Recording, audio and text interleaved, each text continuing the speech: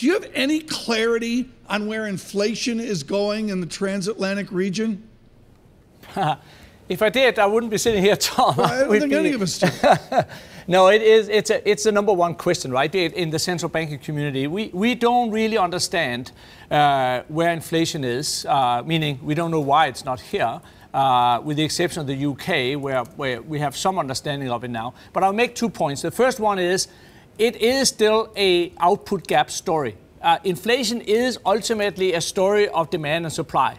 This, I think, is very clear. Then number 2 is that a couple of things are happening in our community in terms of people's purchases and the shift of what you buy and the price action. So there's a lot less spill through.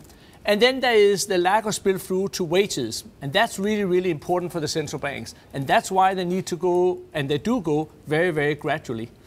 Erik, we spoke to Jean-Claude Trichet yesterday, and he was saying, look, there's absolutely no risk of deflation or deflationary pressures. Do you believe that inflation will really be ramped up? Yeah, I think, I share that view. I don't think there's any, I never thought there was really any material risk of a deflation. But I don't think it is now. Slowly, inflation will move higher.